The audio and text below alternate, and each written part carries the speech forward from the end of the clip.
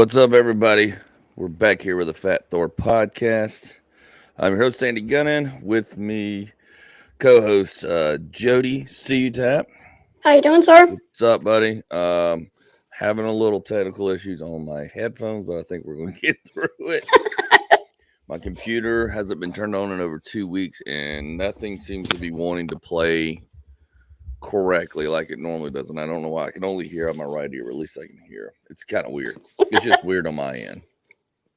So we'll get through this. It's what happens when you go away for 2.5 weeks and come back and expect everything to run smoothly. Exactly. Those of you, if you're joining us on Spotify, Apple Podcasts, thank you very much for listening. We've got some 5-star reviews while we were gone. A lot of things. We'll talk about that in a minute. Thank you for those who gave us a 5-star review. It does help. It does push us out there. And yes, we do get more views once you do that. It does help push us up to the top so people can find us if we match up with the type of podcast they listen to. Again, we're not the most professional, but we're one. But we're just a podcast. But we're having fun. I'm exhausted. I'm trying to keep my head clear. Don't forget our sponsor, sorterclassy.com. Guys, gifts for your women. Ladies, gifts for your friends or for yourself. Affordable clothing, accessories, all at sorterclassy.com. It's fun. It's sassy. It's classy. It's sorterclassy.com. I just made that up on the fly. That was awesome. Okay, we should have. There you go. There's the commercial soundbite I've got to pull out later. There you go. Oh, we got a first comment. Here we go. Oh, Mookie G. Thank you, sir. Thank you. Yes, I'm glad to be back. I just flew in last night, 10 o'clock. Got back here to Atlanta from being with you in Vegas and Mookie to being in Oklahoma City for 2 weeks, which we're going to talk about here in the podcast in just a little bit. First, we're going to catch up with Jody. Jody's been out there kicking ass on TikTok again. He's got like 500,000 followers and all kinds of crazy stuff. I've been kind of watching and trying, just kind of keeping tabs as I could, as busy as I was out of town. Yeah. So there's a lot of stories in there I want him to kick off with, and then we'll get into my trip, my longest run on the road to date of consecutive paid gigs. So fun stuff, and we'll talk a little bit about news, movies, and other things as we get along if we have enough time. So, Jody, again, yes, you surged again. You figured out how to get everybody pissed off or I know interested or whatever. You finally found the magic pissed off button, I think. Yeah. Or hatred button, haters button. You got to play dumb apparently. I have not watched them all. I just would see your butt, and I'd go over there. I was like, God, what? It'd be like another 100,000. I'm like, what the hell has he done? Yeah. I'm like, I'll get to 100,000 by the end of the year, and then all of a sudden it was like, okay, well we passed that. Now what? And it's gotten crazy. Yeah, the only one I've watched. I saw you bought a boat. What the hell are you doing buying that big ass boat? It ain't my boat. Oh, it's not your boat. Okay. It's not my boat. Okay. No, it's what's he doing buying that stupid big old thing? Yeah. I'm not judging. I'm just asking. Yeah. No, it's a buddy's boat. He keeps it here at the shop. Gotcha. Yeah. Oh, okay. I know which one you're talking about now. Yeah. You've talked about that before. Yeah. I'm going to be sitting here chugging this massive half gallon of iced coffee because I am not with it. Yeah. These are cheaper. You can get these at I'm not going to advertise Dunkin' because they're not paying us. But anyways, you can get these for like $4 at Kroger and you can get like 3 or 4 iced coffees or 5 versus what they charge you. But anyways, so you just been, but you post every day, right? You post like multiple times a day. When I'm allowed to, yeah. I'm on a ban again. I was going to ask you. I saw a red disclaimer at the top. So you're banned again. Yeah. So the October 3rd. What'd you do October 3rd? That's when I get off my ban. Oh, but what did you do to get banned October 3rd? I don't know. I've got like 5 videos that have been reviewed, that have been appealed and went through, and all of a sudden, they're telling me I can't do nothing. You're out of appeals. And see, because what happened to me, I've only got like 18 7. Yeah. I can't get past it. What happened to me is after I got 10,000 stuff, and then I got a couple of videos that went 50,000. Yeah. So people, and I did the same thing. So I wasn't doing nothing wrong. And I think finally the third video they took down and I appealed and I won. After that, there was no more appealing. It's just you're done. You're over until we say you're done. There's no more negotiating. Yeah. We're not talking to you. You know, if anybody complains about you, we're just going to take you down. Yeah, exactly. So that's where we're at 570,000. Yeah. Well, here's the thing. I don't know if you follow. Yes, Mickey. We call him the king of TikTok. Yeah. Well, actually, speaking of the king of TikTok, I don't know if you ever followed or I found this guy very early on before he ever hit 1 million. Kind of when I started it. And he went crazy. He's a stale cracker. He does a cooking stuff. He's a Cajun guy out of Louisiana. He was just cooking stuff in his backyard and showing people how he cooks. And it was very interesting, very good information about how to cook good traditional Louisiana food. And he was a fun character guy, and he took off. He had 5.8 million. I haven't looked into this because I ran across it one morning when I was in Oklahoma City, and then I saw you taking off, and then they said they took him down. They crashed and burned his whole site. TikTok took it down, and all he ever does is cooking videos. That's all he ever does. And he's done a lot of charity outreach and a lot of stuff for kids and people. And I haven't dove down to find out why, but nobody seems to understand. Even I don't think he knows why. But they just 5.8 million and then just took him down. Shut him down. For no reason. I'm waiting on it. Yeah. Well, I think if you fly too close to the sun and you get too many too fast and you start growing like that, it flags. And then if anybody and somebody said, you know, and I don't know this to be true, but somebody did make a comment that coffee's going to clean you out. Yeah, it's going to clean me out. I hope it does too. I hope the coffee does clean me out because I've been eating like crap on the road. We'll talk about that too later. I think that somebody said, well, they don't want to pay him anymore, or they don't want to pay him what they, you know, so they just take him down, and so they don't have to pay him. Yeah. I don't know if that's true. That's why you got to start linking everything. Yeah. Right. And, you know, and he did the smart thing, which I thought a long time ago. I was like, man, he really, and then when Facebook Reels, he started pushing his stuff into there and then Instagram, which is great. So that way he at least has a backup. Yeah. But, 5.8 million followers, very top trending guy. And they just went game over. Game over. They did the same thing to Jason Banks. He's still up and running. He's been able to take his comedy career and fold it together. Yeah. And he's also writing some shows and all that. So whether they ever take him down or not, he's used it to click in what he wanted to in his career. You got to find that plateau range. Right. You got to find that good plateau range. But they've taken him down. People have complained and taken him down just because being little keyboard assholes is what I call them. Yeah, pretty much. Those social media ads aren't paying folks that much. Yeah, and they're not paying anybody worth a lot of money anyways. I'm not worried about the money. Yeah. I'm using it as a tool like you're using it to try to network. You know, I'm trying to get work. I'm trying to do more stuff because honestly, again, we've talked about it before numerous times. We've talked about it and we'll keep talking about it, that you have to have X number of followers on a social media platform now as a comedian and as a performer to get looked at, to get booked to do things. That is the flat bottom line. I mean, I do get booked, and then I get booked because I'm clean a lot of times. I guess I'm funny, but you know, and I bring. Thanks for taking baths. Yeah, you know, and you know it's, but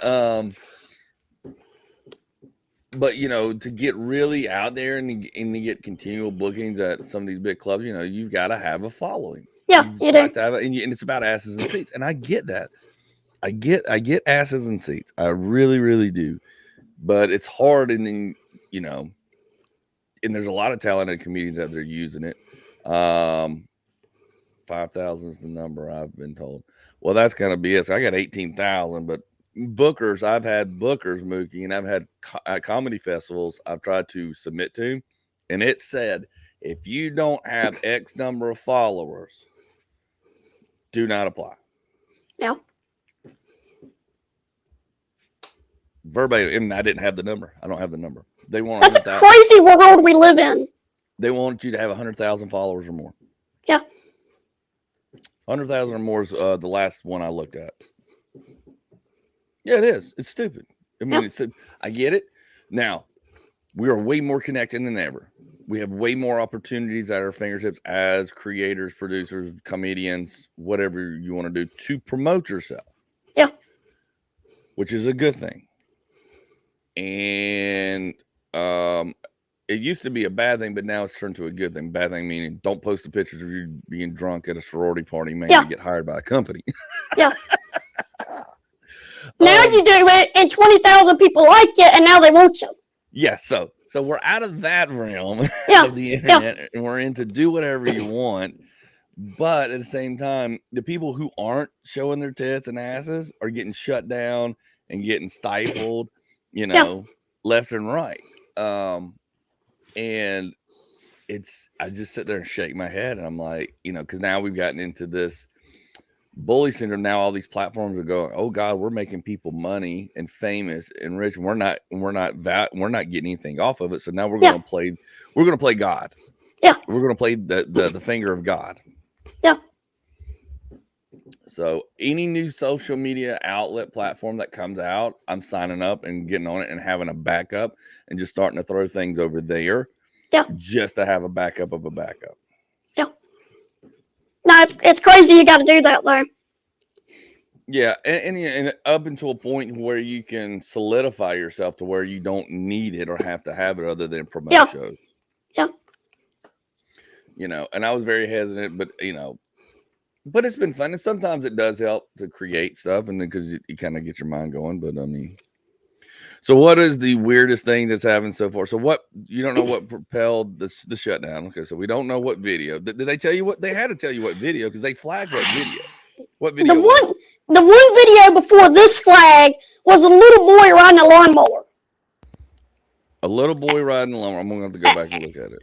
And I do edit it, and they canned me till September 26th or something.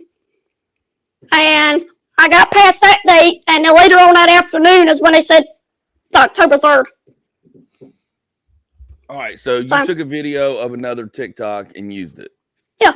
Okay. I've done that too, and edited it in with my kind of like what they call it stitching. Yeah. But I took it out. I didn't stitch it in TikTok. I took it out of TikTok, stitched it, and then put it back into TikTok. And I still tagged the people, and I still gave credit. Yeah. And I don't know if it's those people that are saying, hey, or something. But when I've done that, because I've done that twice. I did it, and then one of the videos is topped at the pin to my TikTok page. It's one where a lady, she was going to get on her hands, and she kicks her Yorkie by accident across the kitchen. And that went crazy. This was like over a year ago.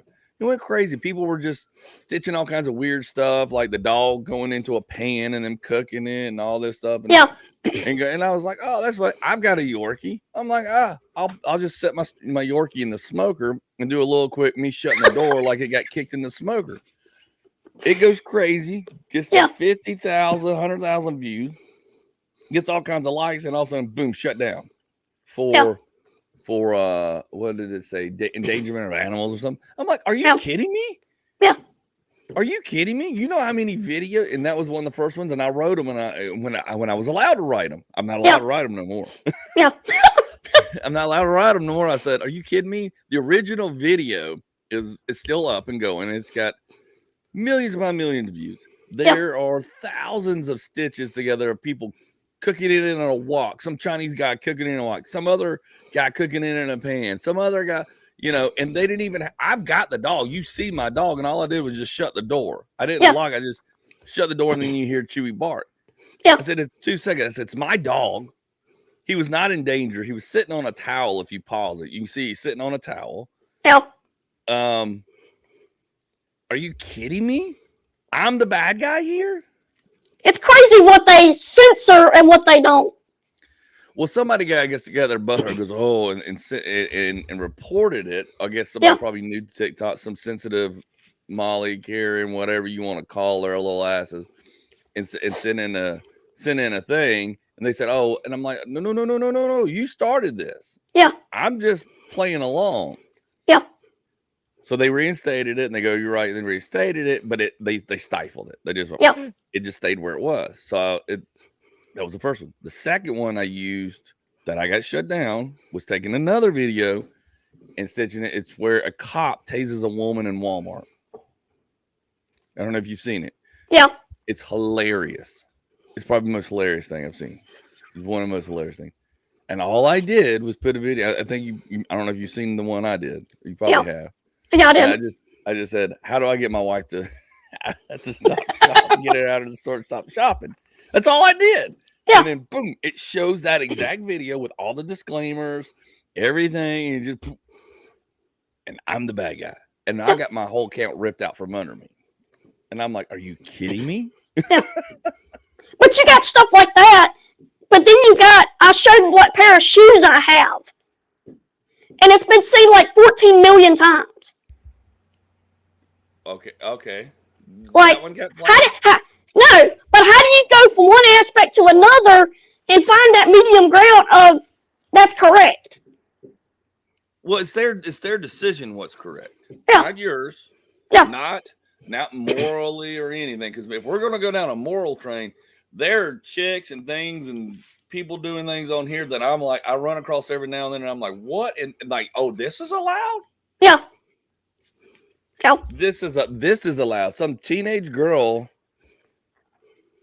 like, I've seen things on here I haven't even seen the strip clubs. I'm like, are you kidding me? But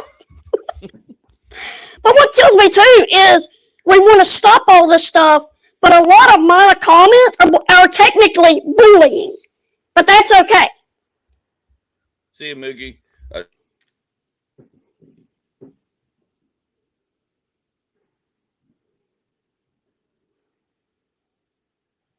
Apparently you didn't get no super glue.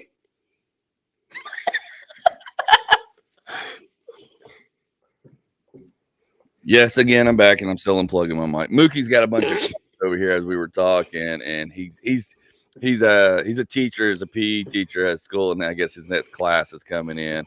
He'd ask some questions. So yeah, see you, Mookie. Have fun. And he was just asking what the other social media platforms are. And I've just seen a few new ones come out, which I jumped on because I had heard about them on a couple of podcasts. I'm trying to think which one. There was Rumble. Is it Rumble? I have to look at them. I just downloaded them and I just went ahead and set up an account. You know, just go ahead as soon as you hear about it, set up an account. Well, you got to secure your name. Yeah, and you got to secure your name. You got to secure your name, which I am so glad I did very early on back in the 90s when email started coming out and things like that, and grabbing my name as my email and stuff like that. Yeah. So, and now I own, and my wife was very smart in saying when I first started doing comedy, she was like, we need to go and just buy your name if this is going to be a thing. So we bought my name and all that stuff. So that's the smart things to do. Yeah. So, and now it's even harder. God, I couldn't even, try to buy your name now. Yeah. And this, today in 2022 has got to be almost impossible. Yeah. So, but anyways, what were you saying before I unplugged my mic again? No, they want to censor some stuff, but like I said, a lot of my comments are technically bullying, but that's okay. Your comments are you're bullying people. No, people are bullying me with comments. Oh God, the comments are off the rails. But that's okay. Well, no, now you can ban them. You can report and ban their comments, and you can ban them from your account. You can do that. You have total control to do that. Yeah. But they won't do that. But if they're censoring stuff, why don't you do it both ways? Well, they're not going to sit there and go through all the comments, even though they can. They're just going to look at you. But if somebody reports you, somebody says one negative thing about you, like I don't like this guy or he's whatever. I mean, you can report anybody for anything, false or not. Yeah. And, and that's what I was like, do I start reporting these other people? And then I'm like, no, that just keeps the circle going. It keeps that weird circle jerk going of if they're going to report me, I'm going to report. I'm like, no, Yeah. be a better person. Be a better person. Yeah, and then it's like with me, I would be spending hours and hours and hours now. I don't have that time. No, you don't.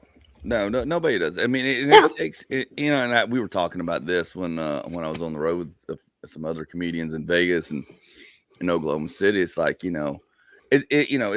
I'll get an idea about a TikTok and I go, okay, how am I going to do this, and think about it before I shoot it, because I don't want to I don't spend all day shooting a video. Yeah. Yeah. I want to get it done. I want to do it in 20, 30 minutes from let's film the parts, let's edit it, make sure it's right, adjust, edit, and then put it out there. 30 minutes. That's all. I'm not going to waste any more time than that. Yeah. It's not worth it. It's not that it's not worth it. It's that I just want to get time. Yeah. And especially if I've already planned it out. Okay, I'm going to do it with this sound bite. I'm going to do this. This is my, this is my, I can't even think right now. This is my idea. This is what it's going to be. It's going to be a skit, or it's going to be this or that. It's going to, and make sure I work the details out, kind of like a joke. Do I have all the right formulas? Do I have everything from the beginning? Everybody knows what it is. Do I get to it quick? Do I grab people's attention quick? And do I get to the punchline in a reasonable amount of time? Yeah. And try to have a video that's within under 30 seconds, grabs people's attention, funny, keeps them entertained, keeps them involved, and then boom, punchline, and move on. And to do a 30-second video, you've got to think about it. And so by the time you think and plan it out, I only want to shoot, edit in 30 minutes and be done. Yeah. Because like you said, you can spend all day. You can spend all day. And there's people, they've got to spending all day. Yeah. With the stuff they do and the amount of production they put in. Yeah. But to get back to what we were talking about, it's like, but some of the simplest things where people don't put a lot of production, like you don't put a lot of production, you just get up there and talk. It gets a lot more attention. So it's like, yeah, it's the reverse. Either you got to go full blown, all this crazy production. Yeah. Or you just go simple. Yeah. And here I am in the middle going, well, I'm trying to do a little both and play both sides of the fence, which is the thing is with you're trying to be more professional because you're trying to do a profession. Which is obviously the wrong thing to do. I didn't say that. Well, no, the numbers speak for themselves. Yeah. The numbers speak for themselves. But no, it's kind of crazy. Yeah, it's stupid. But I don't know. But yeah, I saw that.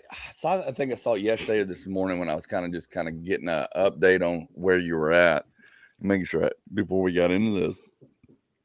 Again, I didn't get a chance to get everything. And I saw that red mark. I was like, what in the hell? What has he done now? Yeah, it's been on there for about a month. It won't go away. I know what I'm getting you for Christmas. Super glue. Or tape. Is like, yeah, because every time I came off of a ban or shut down a video, like I was suppressed for a month or two. For the longest. Like I would put stuff up. Couldn't even get 40, 50 views. It wouldn't go past 250. Yeah. No matter how many tags I put out there, no matter what. And then I would just stop putting stuff up. And then I'd go back, put one up, and then put another one, and then it'd finally take off. And now every video doesn't matter. Every video I do, it says under review. Yeah. When I post it, whenever I post a new video, create a new video, it takes it'll show up, but I can't copy the link or share or do anything because it says it's under review for a good 15, 20 minutes. Yeah. And or something, whatever. It's a long time, as far as I'm concerned. And it always says under review, under review, under review, under review. And then it'll let me, then it'll kind of put it out there. But it halts it. I'm halting every video I do. And there's a lot of people who would crash, restart a whole new page, and they kept getting shut down. There's people who are talking political or talking against COVID or whatever. We just said the C word, so we're going to get banned on Facebook now. So what's that? We're doing this Apple podcast.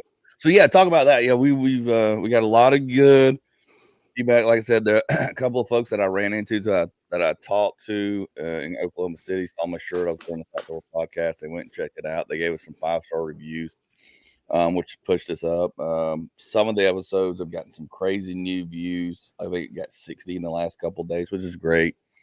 So Spotify is a very good platform for us right now, that we're doing very well on, and Apple Podcasts. The other ones, not so much, but I don't care. Figure out, you throw a dart against at all of them, figure out which one sticks. Yeah, exactly. So again, like I said, I'm not really worried about Facebook or YouTube. I mean, even though we're live right now on them, I think in the future we're just going to keep recording and then go just to those platforms and focus on those platforms. I think that's the best thing. And try to focus more on that. But yeah, a lot of people were taking, and I'm like, I don't want to restart a whole nother TikTok account just because. No. I'm like, it's not worth it. No.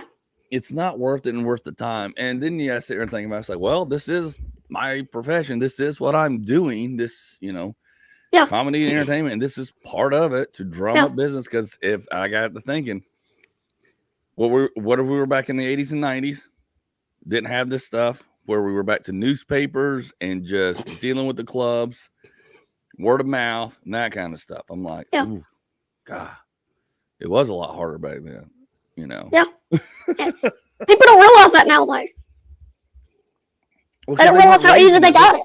Because it's been handed to them since they were a kid. They've been able to link up with people around the world since they've been on this earth. They don't know anything but. Yeah. They don't know anything but that. So it's hard to come in like, you don't understand.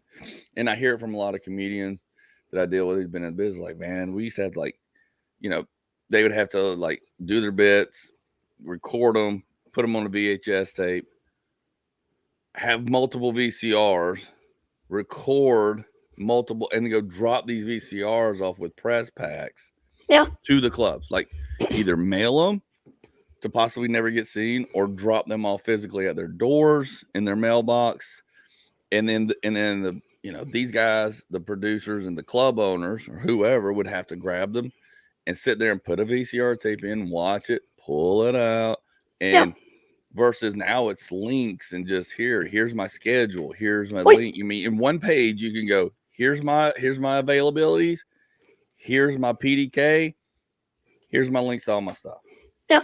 And they can go to video, they can see how many followers I have, boom, boom, boom, and in less than 6 minutes make a decision whether they want to talk to me or not, or put me to side or put me in consideration, whatever their category, however their process is. Yeah. But you think of that, and you think about the film industry. Could you imagine casting 100 people and you ain't got the internet? Oh, I know. Yeah, it was. I went on a casting call before I left here in person in Atlanta, which was the first in person casting call I've done, and I think it was the first one they've done since. But I did the whole thing through Casting Networks and everything. And then they said, okay, we want you to come in for an in person. I was like, oh, this is serious. Yeah. Because now in person is like, we're down to our last consideration. We want to see you face to face. I'm like, oh wow. Yeah. Yeah, but back then it was just a picture with your resume on the back. They just looked at it and go, okay, we like these, bring these people in. Yeah. And then you would have to go in, drive into wherever, do those casting calls. Now it's all virtual. Yeah. Now it's all virtual, which COVID entered in and pushed our technology and that industry into the technology, which is making it a lot easier. But now if you want to be an actor or whatever, you better get some good lights. You better know lighting. You better get a plain backdrop, not a green screen backdrop. Yep. You better get a decent camera. You're going to invest about $500, $600, $700 $800 to sit at home and do. But you're doing all your auditions at home. They'll send you the script. You do your reading, doing it, and then you send it in, and boom, bam. So you can pump out. You should be able to pump out 15 to 20, depending if there's that many available for you to fit the audition. Like I can't audition for a Indian person. I can't audition for whatever. But if the criteria meets you, you can audition for 20, 30 a day sometimes. Yeah. because I know I get a bunch of them, and I send out probably 15 to 20 in a morning before I get. My wife's like, she thinks I'm just laying in bed. You're just laying in bed. I was like, I am pumping out. I'm like literally linking on. I'm like, I'm auditioning. She's like, I was like, I am sending all my info on my profile to these casting directors to see if they want to take this further. If they want to take it further, they send me that stuff back. They go read the script, do whatever a video at the home, do a script reading, send it back to us, and we'll get back to you. Yeah. And sometimes sometimes they'll just go, okay, you're hired, you're booked. It just depends. So there's good and bad. I don't see any bad. I would rather do this at home, do all that stuff, and then have to go. You hear all these stories about actors in LA. Like every morning, their agents will send out and call them back. Hey, I need you to be here this day, this time, or they call you at 11 o'clock. Hey, you get 2 hours. There's a thing going on, and you need to get your ass down there. Get in the car, fight traffic and whatever else, and get to wherever to go into this 30, 45-second audition. Yeah. No, it's definitely nicer. It is nicer. It is nicer, but you got to throw a lot more darts out there. Yeah. You've got to have time to throw all those darts and record and video. And I have an acting coach, and I haven't been in class in a couple of months, but before I left, she's getting a lot of new people, which is great. Class is growing. She's very good, but a lot of people have never been on set. A lot of them have never done anything, and they're like, and she's like telling them, hey, you got to pump out. And she'll ask like me and a couple other guys in the group who've been in it longer than I have. They're like, how many auditions do you do a day? How much time do you set aside? And they're like, oh, I set 2-3 hours aside because depending on how many come in that day that I can fit that criteria. Yeah. I spend that much time. They're all like, all these young kids are like, what? 2 to 3 hours? What? I gotta what? Yeah, you gotta. You know how many TikToks you can watch in 2 hours? And granted, I'll give it to them. Some of them have jobs, full-time jobs, and I get it. Hey, man, that's great. I get it. But you've gotta set that time aside. You've got to be able to focus and budget your time, and you've got to throw out this many. They're like, well, you got to do this many a day, and like, yeah, you don't just go to an acting class and then go audition for one thing, and the next thing you know, you're off to be Tom Cruise. They're Jack now. Yeah, you got to put some effort in. Nothing against them, but it's like in sales. It's like when I sold bill material. I've got to talk to X number of people a day to possibly get one sale. Yeah. Until I get a customer base built. And you have got to do it from 7 a.m. until 4 p.m., 5 p.m. And you just got to make connections. Because, you may not sell this guy, but he may tell you, hey, I got a buddy who's got a problem with this supplier. I don't, but maybe you can go talk to him. You take that information, you go talk to that guy. And it goes from, and the film industry is no different. No. This entertainment business is no different. It's very small. Your name gets out there either good or bad fast, and then you hear about something. They're like, hey man, you're not good for our project, but they're doing this project. You'd fit that. You need to go talk to this guy. And that's how from day one, when you contacted me with our buddy Jeff, it just went from there. Because I would go to set, they go, hey, they're doing this. You've got to look for this that they're looking for. Call them right now. Send this over. I'm like, oh, okay, who? Yeah. Well, once it goes, it just goes. But you have to continue. You can't stop. Can't stop. Can't stop. Can't pause. Can't do whatever. You got to keep pumping them out. Keep pushing them out. And even though I was gone, I was so busy doing all this stuff, and we couldn't do the podcast while I was on the road, which I figured out really quick with the schedule I had. But I was still trying to send stuff, and I was getting availability requests, and I'm like, "Hey, I'm out of town, blah blah blah. I can't take it to get it." But before I left, there was a big dead period, and I was calling around, and everybody's like, "Yeah, we're in the middle of wrapping and restarting," and which means a lot of projects get started. They film over the summer, July, August, September. For some weird reason, they all wind down in September. Yeah. Stop. They take a break. It's like the whole industry almost just takes a 2-3 week break. Yeah. They go, we'll be back in October. We've got tons of stuff starting in October. Yeah. And I was like, and that's why I ended up on the road for 2 weeks, because I took these other gigs to fill that gap. Yeah. Which just magically fell in my lap. Well, it didn't magically. I mean, I had worked with these people before, but I didn't know they were going to call me, and they called me, and it is what it is. So. Yeah. It all works out. Yeah, it all works out, but you got to keep that ball rolling. So had I not worked with these guys over the summer and this, it wouldn't have led to this. And then the phone calls I made last month when I was like, what's going on? And everybody's like, here's what you need to do in the meantime. Do this, this, this, this. I'm like, okay, I'll do this, this, and this in the meantime. And they don't. And a lot of new young people in the industry don't understand that. No. Well, they want it now. They want satisfaction now. Right. And satisfaction. And they see people with that. You know, when you start seeing people take off and do well, it's because they've got X number of years or X number of, or some of them naturally talented. But there's some time involved and some things involved on the back end for some years or some time that they dedicated, whether it was 100% every day, all day, or whatever. Like a lot of comics that become very, very good very quick is because they're doing more stage time than folks. Yeah. They're getting more stage time. And the more stage time you get, the better you get. And the more writing you do, the better you get. And if you don't focus and do those things, you don't get better. Yeah. And just like in the film industry, you get better every show you're on. You get better every well, you got to find your purpose and jump on it and go. You know, you can't bounce from crap to crap. Right. And you got to kind of find your voice, and like you do in comedies, you still got to find your voice in your whatever it is. And it wasn't until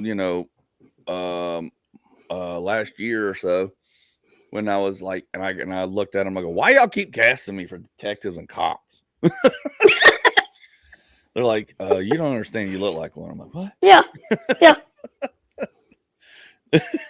Yeah. And I'm like, what? And it wasn't until they said, look, you could have a career, you could have speaking parts. You just need to get a coach. You need to do this, this, and this.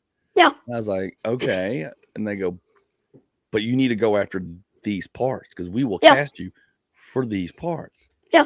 And I was like, well, I don't want to be a cop. They go, most actors start as cops in a lot of things. They go, you can progress. And I go, but the longest running TV shows that are still on TV today, the most popular TV shows, the most popular stuff has cops or cop shows or based around cops or law. And there's a cop and detective in every movie that you ever see just about. Yeah, exactly. So understand you can have a very lucrative career if you just embrace it. And I'm like, okay, I'll shut up now. Yeah. Okay. But now they're wanting all these physical fit, like ripped up cops like this. Yeah. I'm like, with like, and you're wearing your Fat Thor podcast shirt. Yeah. I'm like, I'm still built like, I'm just like, I'm not ripped and like that. I'm like, come on now. Yeah. I'm like, that's not a cop. I know cops. I've seen cops. Yeah. This is a cop body. I will give you that. This is a cop body. Yeah. Just Sharpie everything in. Yeah. Oh, you're just short. Yeah. Exactly. Sharpie everything in. Oh, jeez. That's hilarious. I am in a daze. I have not been in a daze like this in a long time. I'm trying to get reaccustomed to my skin. I have I'm struggling today. Dude, I feel like I seriously, I feel like I've taken like Benadryl or something. Well, you've jumped so many time zones. Well, I only went to Vegas. So I left Vegas. I went to Vegas on 9/11, which I tried to stay on Eastern time because I was only there for 3 days and then going to Oklahoma, 2 days really. And then going to Oklahoma City, which is only an hour difference. Yeah. So pretty much stayed on Eastern time up until, and then I even went, the day before I flew to Oklahoma City, I went back to the hotel at like 9:00, which is like midnight here, which isn't a big deal. And went to bed because I had a 6 a.m. flight. But when I got to Oklahoma City, I didn't realize how hot it was going to be. It was over 100 degrees every day. We were doing shows outside. We were doing shows from like 1:00 till 7:38. And I did 2 of those shows, but I helped them run run the mics and sound stuff for the other performers on the other shows, Yeah. which I knew that was part of the stuff when I went out there. But yeah, we were out there in the heat, man. In Oklahoma, 100 degrees. Meanwhile, back here in Georgia, fall decided to show up, and we were just on a schedule where we got there at 11, got ready, did the show, get done, go back to the hotel, take a shower, eat 8, 9 o'clock, go to bed about 10:30, 11, wake up, do it all over again. It was just boom, Oh. boom, boom, boom, and I guess I got used to it or into it or whatever, because I came home and now I'm just like, what the hell? But I got to stay in my hotel room till 10:30 in the morning, which was great, or 10 o'clock, well, and that's 11:30 here. So I'm on this. Yeah. So everything's like colliding. Yeah. I'm just like, whatever. I'm exhausted, tired. I guess a little bit of everything. I slept like a rock though.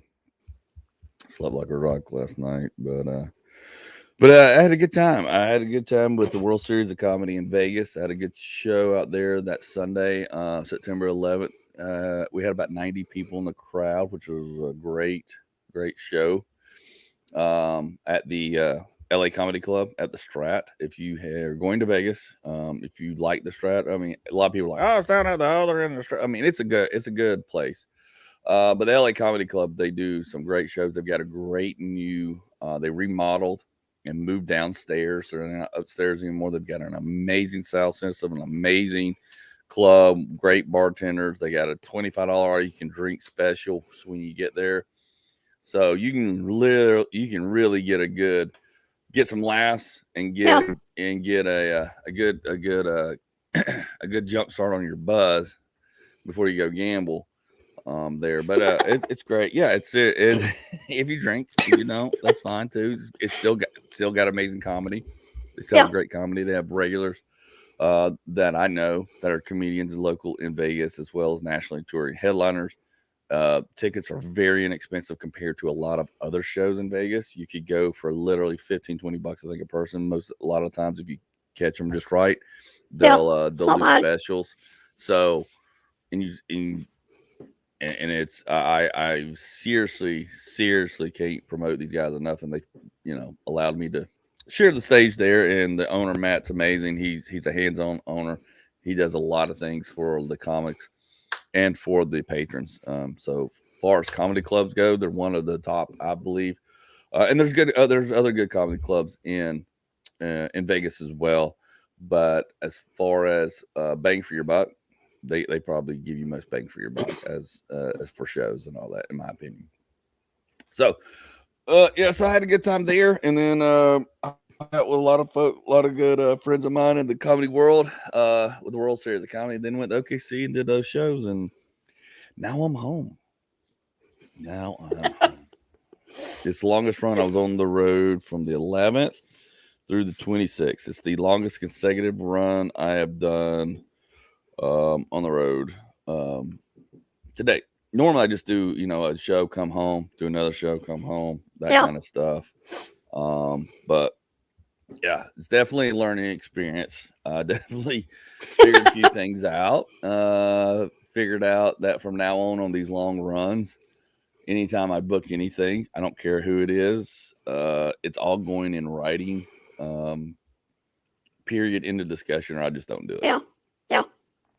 So we had some problems. I had some issues I did not think we would encounter, but we encountered them. But we got through it.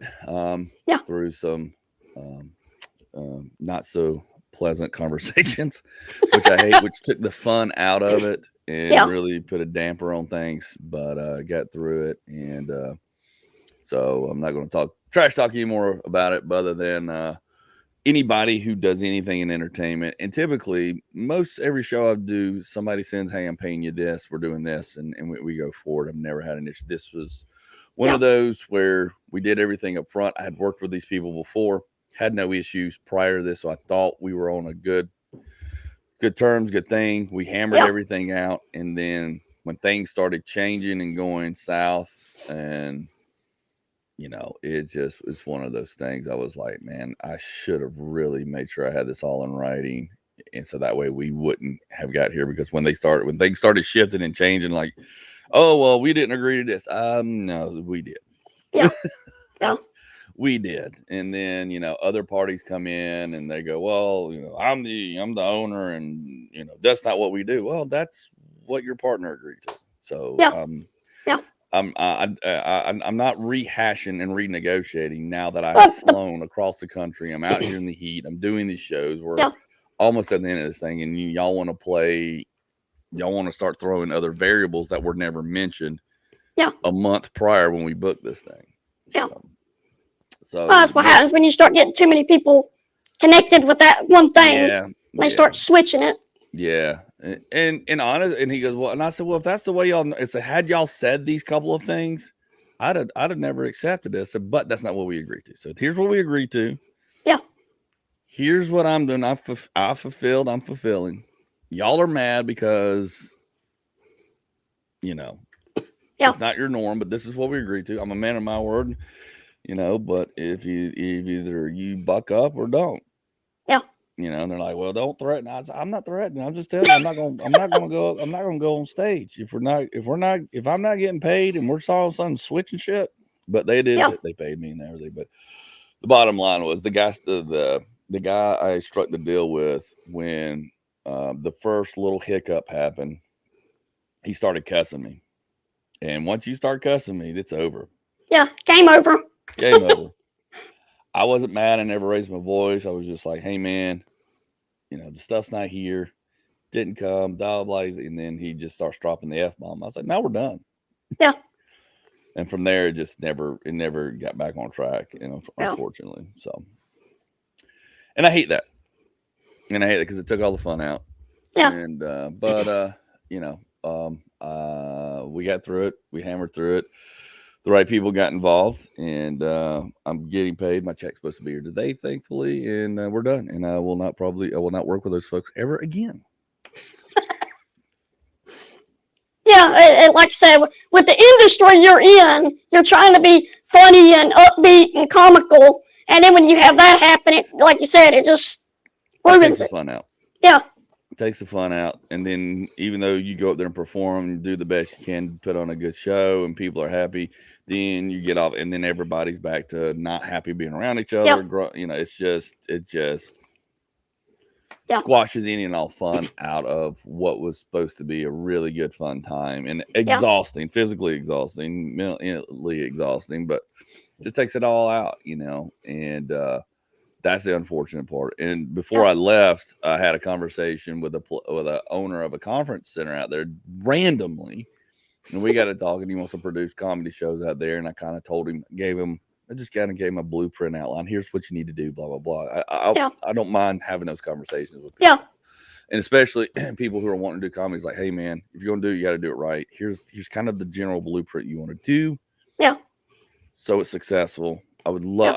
I don't like to hear anybody start to do comedy and not know what they're doing or produce, and then it becomes bad, and then it also helps your reputation. Yeah, and people, you don't want comics going into a bad thing, and owners who've never produced, even though they have a venue, they don't know how. It's a whole different animal. You got to have somebody involved in this animal, booking the right comics, booking the right people, know how to put comics together. Yeah. Because this guy's this way, and you can balance and put together a really good show because you're putting it's got a mesh. That mesh or don't overlap or collide with the same material. So a lot of different things involved in that, as well as orchestrating, balancing, and putting it in the right space, the right atmosphere, and things like that, and having things available. And it's simple once you've done it and you know how to do it. It can become simple, but there is a lot of work involved. So I was like, we just had this conversation, and he's like, hey man, he's like, you want to do them for me? I was like, what? And so now he and I were talking. He goes, man, I'll fly you out back out here. I'll put you up. Da da da. I was like, it's like, I've had this conversation, but yeah. And I was like, you know what? I was like, well, yeah. So let me. So I told him I would. I'd have to get back to Atlanta, and I told him, I said, we'll put it all in writing. I'll send it to you. If you like it, It'll be everything we just discussed plus some details. Yeah. And if you like it, we sign it and we move forward. If you don't, we don't. But I am putting every last detail in writing. Yeah. Before I produce any more shows or do anything like that.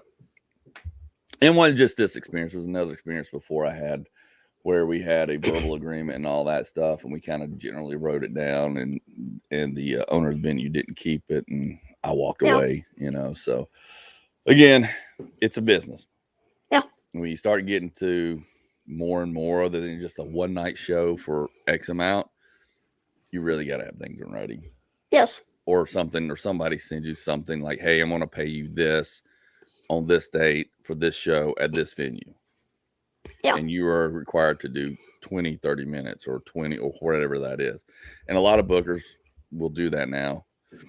And as long as I have that in text or an email or something like that, and then I go, okay, accepted, signed, sealed, delivered. That way I'm protected. He's, you know, and we hopefully can avoid these negative issues and problems. Unless I just totally do a bad show and then the owner's like mad and everything else. And it's like, oh, my bad. Yeah. Yeah. So anyways, but yeah, that was the gist of that. So have you watched anything new?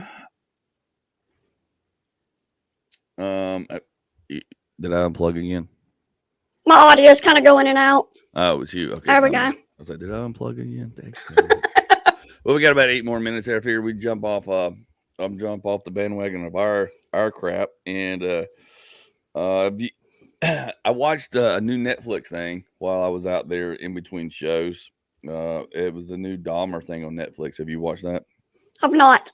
Okay. Well, it's very good. I mean, we remember the Dahmer Thing, and there was a lot of things I didn't know that it revealed in there. Not to glorify what he did or anything, but there was a lot of things on the back end. I was like, wow, I never knew that, never realized that. And a lot of things I forgot, which were interesting. And then yesterday in the news, and then it popped up again today, some dude pulled like a Dahmer thing and seduced some boy. I don't know the age, off a dating app. Met up with him, killed him, and cooked and ate his testicles. I don't know if the Netflix special promoted it or if he was just on that path to do that. But I was like, well, this is a coincidence. If anything, I'm like, great. It's like, great. Yeah, somebody got triggered. Yeah, and I was like, what in the holy hell? Yeah. And that's the thing about it, is like, I didn't realize in the Netflix thing, it shows. I did not realize.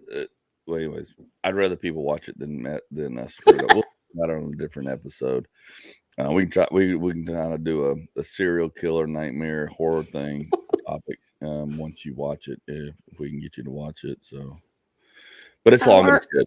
It's good. It's good to. It was interesting to watch. So they did a very good job putting it together. It's not good what happened. It's a horrible what happened. But at the same time, it's like, you know, still need to not forget about those things, because things repeat themselves. Yeah, exactly. Unfortunately, horrific things like that. Just like the horrific things of kids doing on TikTok. Then what's this NyQuil chicken crap? I have no clue. I've seen some videos, but I haven't dug too far in that. Yeah, apparently kids started cooking chicken with NyQuil. It's like, oh, dude.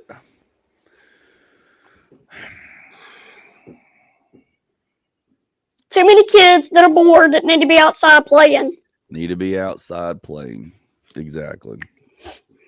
Need to be outside playing and not worried about what can I do to get attention or whatever. Yeah. And parents not paying attention to what they're doing and saying, hey, dummy, this isn't what you do. Yes. No, don't get me wrong. We did some stupid stuff when we grew up outside. Yeah.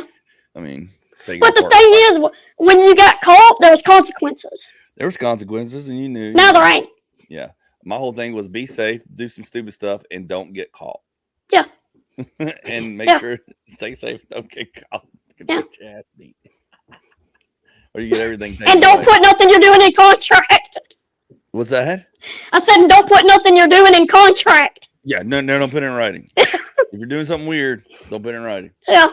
Don't take pictures. That was the whole thing when there's not a lot of pictures of me doing stuff, because even when I had my apartment in college and we'd have people come over and some girls, this is back when disposable cameras came out and were popular.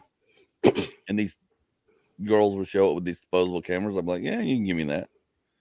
They're like, what? I was like, nothing wrong happening, but I don't need you taking pictures of people doing, whatever in this apartment that I don't condone. People are drinking. People are saying that, I know you're not recording, but you may take a picture of something that may, and this is for Facebook. This is for MySpace. That's like, that could follow somebody, and you have a picture and you dig it out and ruin somebody's life, or, hey, look, you did this or whatever. Not that we're doing anything wrong right now, but people start doing stupid stuff when they're drinking, we ain't gonna have no record of it. Yeah, exactly. And I would take their cameras and it's like, you can have it back when you leave, or either I'm gonna take a hammer to it right now. I don't there's your camera and there's your car keys.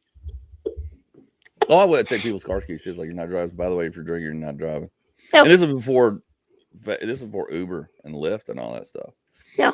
Yeah, I was like, I'm not going to be responsible. And they're like, well, I go, you can ride out of here, get in a crash. And they go, where were you? What were you doing? And you're like, yeah, I was at this apartment. I did this, blah, blah, blah. And next thing you know it, I'm on the lease. I'm in trouble. Yep. You stay, or you can go right now, and the camera either stays or you go, or it goes with you. Yeah. We did nothing bad or anything.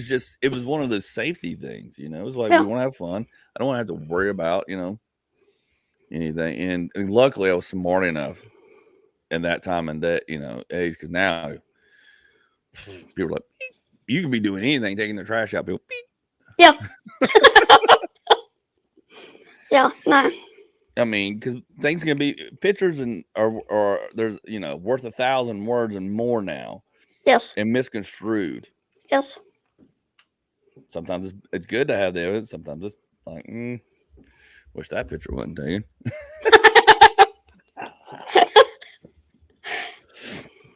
It's weird though. It's weird.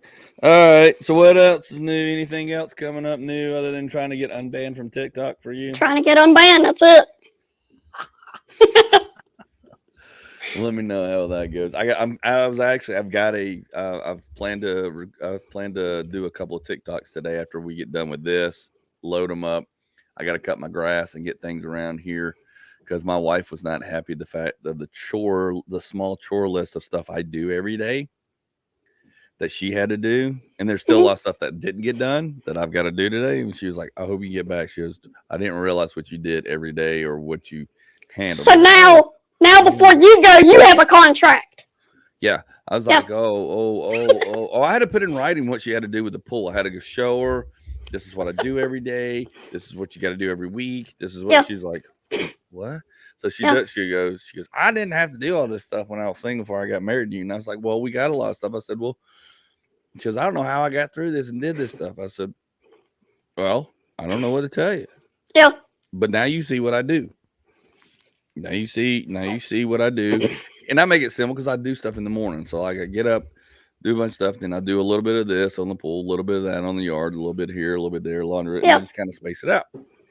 So I can write, I can do the podcast, I can submit and to movie stuff and TV stuff and keep working. And then I have a structure, I have a schedule and a structure of doing all that stuff.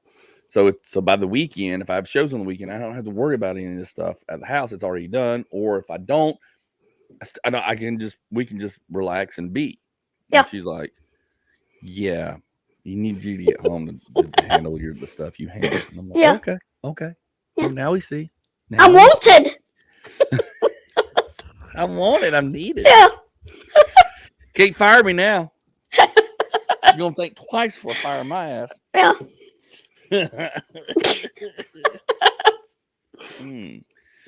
Yes.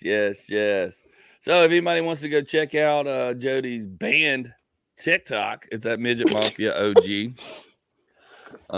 Mine's not banned currently at the moment, but I'm sure I'll find a way. To do it. I'll help you. No, please don't. I'm only got Jody. I got to get at least 50,000. I mean, I'm stuck at like. I'm not even stuck at 20,000. I'm stuck at 18.7. I've been at 18.7 for like a year now. Oh Lord. Anyways, so yeah, go check out Jody's band account at Midget Mafia OG. I'm sure you started putting on your other stuff on Facebook, anyways. I think as well. So you can follow me at Andy Gunnin. Thank you for those who did give us a 5-star review on Spotify, Apple Podcasts. It did help. It does help. Sharing is caring. And even if just hitting the 5-star button does help push us up to promote us to other people who listen to similar podcasts. So if you could just do that, we'd greatly appreciate it. There's, nothing attached. I won't call out your name, but if you do leave a comment, a rating and comment, I will thank you personally. And if you don't want to, that's fine either. Just click a 5-star, man. Help us get up, to the algorithm. We have fun doing this. Sketch up.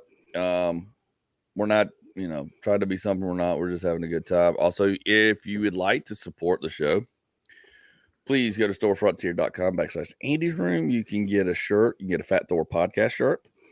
It supports the show. All the money for any shirts that are sold go right back into here because there are fees for platform fees and all that stuff, which I am self-funding still currently. And anything to help out would be great. And it helps keep us going, even though we're going to keep going. We want to grow the show. So with growing comes more money and more fees.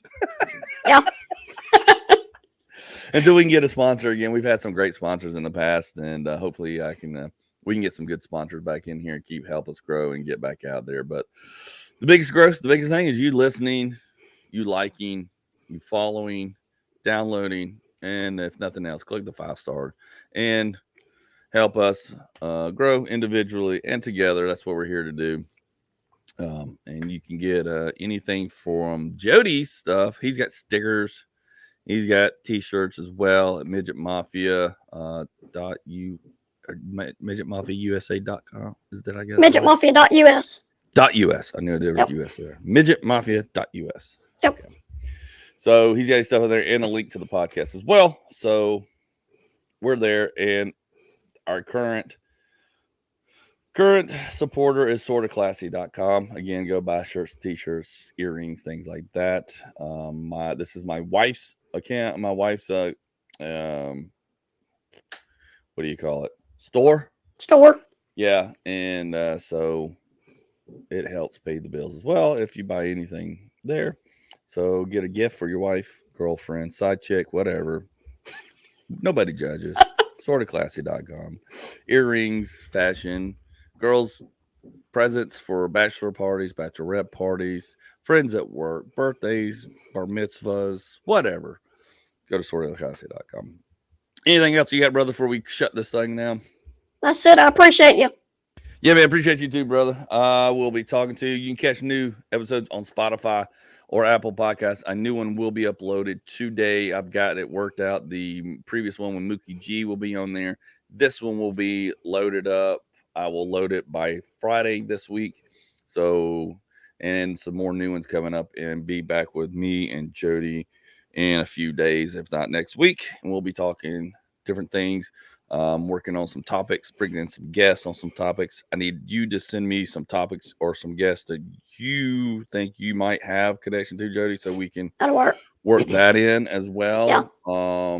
And we'll go from there. Other than that, thanks for watching or listening to the Fat Thor podcast. We appreciate you. We love you. Keep it going. Have a good week. We'll talk to you later. See y'all. See ya.